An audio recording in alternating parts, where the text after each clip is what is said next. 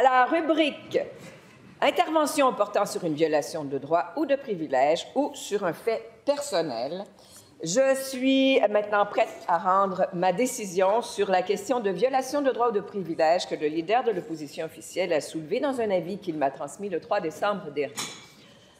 Dans cet avis, le leader allègue qu'une violation de droit et de privilège des membres de l'Assemblée aurait été commise par la ministre des Transports et de la Mobilité durable. Celle-ci aurait omis de respecter l'obligation de déposer le rapport annuel de gestion 2023 de la Société de l'assurance automobile du Québec dans les délais prescrits à l'article 19 de la Loi sur la Société de l'assurance automobile du Québec. Cet article prévoit que la Société doit, au plus tard le 30 avril de chaque année, remettre à la ministre ses états financiers, son rapport annuel de gestion pour l'exercice financier précédent, ainsi qu'un rapport concernant le contrôle du transport routier des personnes et des biens. L'article prévoit également que la ministre doit déposer ses rapports devant l'Assemblée nationale dans un délai prescrit.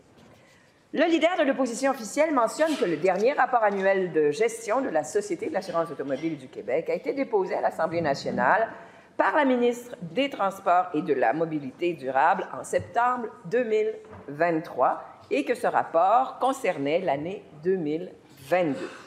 Il précise également que la ministre aurait dû recevoir le rapport annuel de gestion de la Société pour l'année 2023 au plus tard le 30 avril 2024, soit à la date limite fixée par la loi. Elle était ensuite légalement tenue de le déposer à l'Assemblée nationale dans les 15 jours de sa réception ou, si l'Assemblée ne siégeait pas, dans les 15 jours de la reprise des travaux, ce qu'elle n'a pas fait. Finalement, le leader de l'opposition officielle conclut son avis en mentionnant que le fait pour la ministre de ne pas déposer un document essentiel pour la bonne marche des travaux parlementaires entrave le travail des parlementaires. Il allègue que les députés jouent un rôle de contrôleur de l'administration gouvernementale et il s'agit d'informations auxquelles ils ont droit pour accomplir leur travail. J'ai entendu hier les plaidoiries du leader de l'opposition officielle, du leader du deuxième groupe d'opposition et du leader adjoint du gouvernement. Lors de ces plaidoiries, le leader de l'opposition officielle, en plus des arguments soulevés dans son avis, a allégué que la ministre a eu des mois pour régulariser la situation, mais que rien n'a été fait. Il a également soulevé qu'il est de la responsabilité de la ministre de s'assurer que son ministère lui transmette les documents prescrits par la loi et qu'il est de la responsabilité du leader du gouvernement de s'assurer que ces documents soient déposés en Chambre dans les délais prescrits. Le leader du deuxième groupe d'opposition, quant à lui, a mentionné qu'il se ralliait à l'entièreté des propos du leader de l'opposition officielle en ajoutant que la jurisprudence en la matière est absolument claire. Selon lui, les documents déposés par les ministres sont la matière première des députés d'opposition pour leur permettre d'exercer leur rôle de contrôleur de l'action gouvernementale. Le leader adjoint du gouvernement, pour sa part, a plaidé que la SAAQ prend au sérieux ses obligations envers l'Assemblée nationale. Il a mentionné que l'organisme effectue sa première fin d'année financière avec un nouveau système informatique, ce qui a causé des délais dans la production de ses états financiers. La ministre ne pouvait donc pas déposer un rapport qu'elle n'avait pas et qui n'est pas achevé à l'heure actuelle. Il a mentionné que ni la ministre ni la SAAQ n'ont voulu porter atteinte aux droits et privilèges de l'Assemblée et que ceux-ci sont de bonne foi dans le dossier. Ainsi, sur le fait que les retards résultent d'enjeux technologiques, il insiste, et ne découlent pas d'une volonté de ne pas respecter les droits et privilèges de l'Assemblée.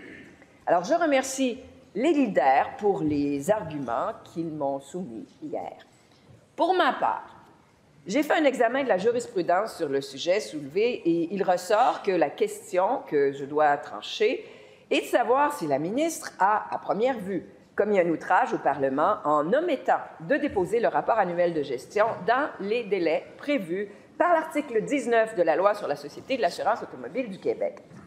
L'obligation de déposer tire sa source à l'article 19 de la Loi sur la Société de l'assurance automobile du Québec, qui prévoit clairement que la Société a jusqu'au 30 avril de chaque année pour transmettre les documents à la ministre. La ministre dispose ensuite d'un délai de 15 jours à la suite de leur réception pour les déposer devant l'Assemblée.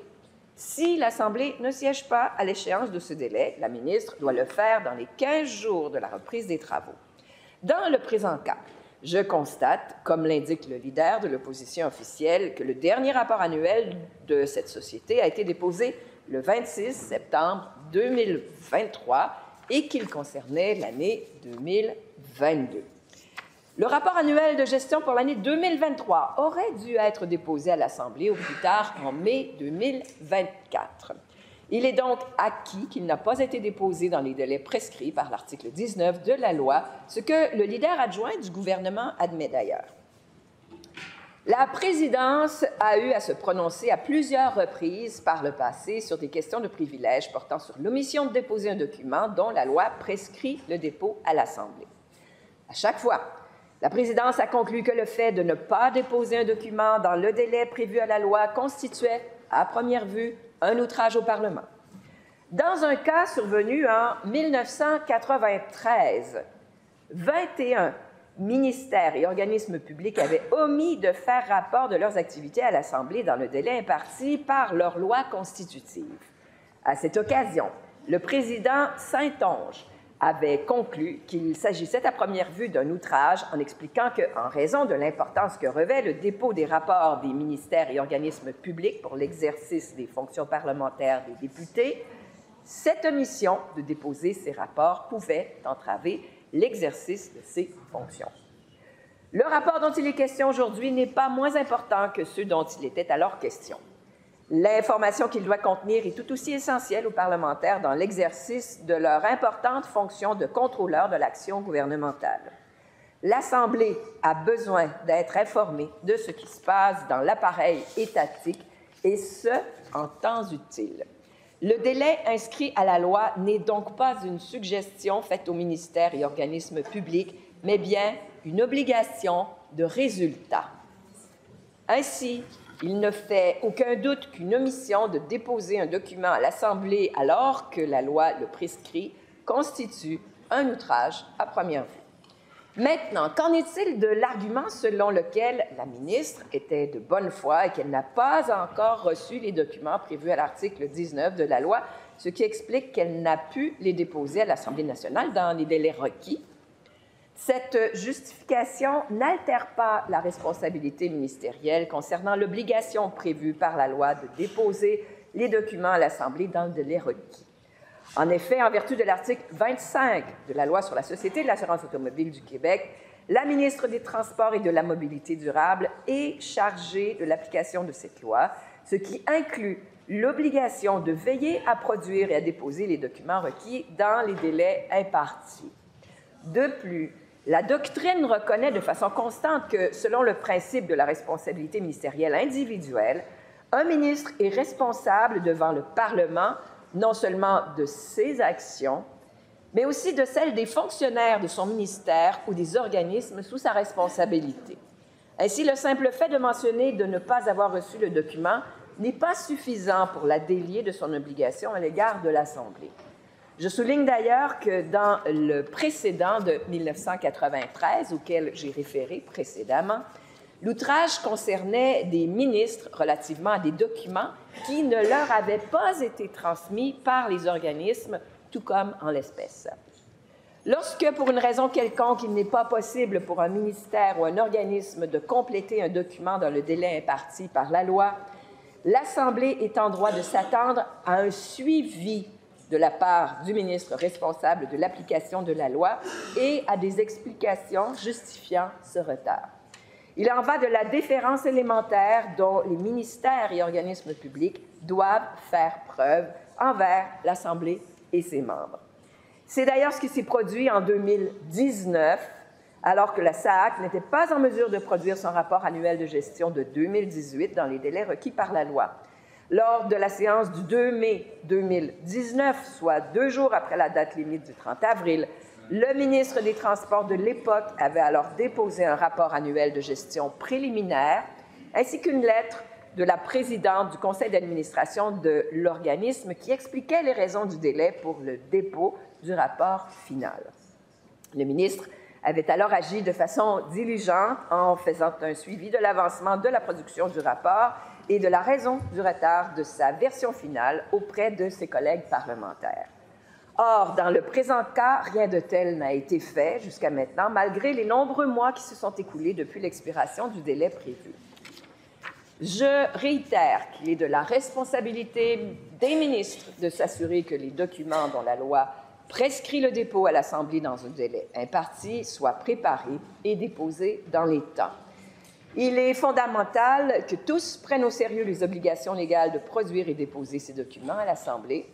Il est également important que chaque intervenant joue son rôle adéquatement pour que ces obligations soient dûment respectées.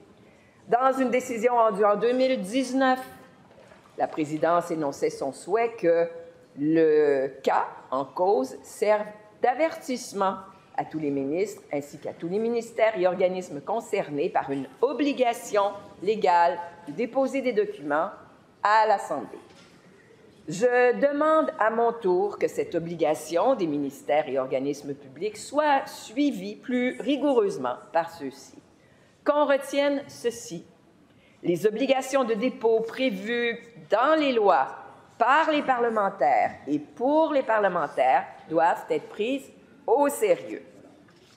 Comme mes prédécesseurs l'ont souligné, les dépôts de documents à l'Assemblée ne doivent pas être considérés comme une simple routine administrative.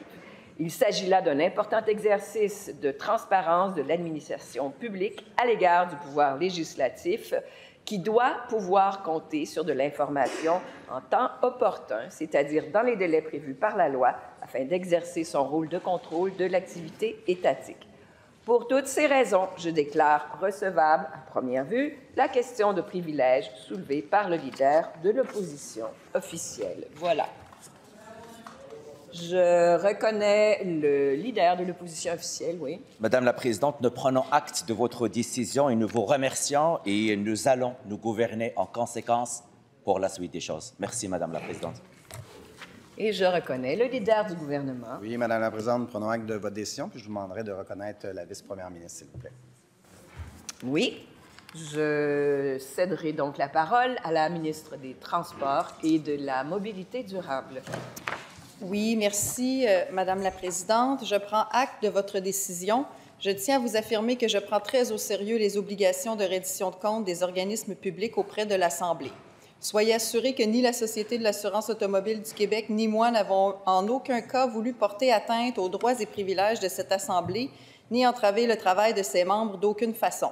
Je m'engage à m'assurer que le rapport annuel de gestion 2023 de la Société de l'assurance automobile du Québec puisse être finalisé et déposé dans les meilleurs délais.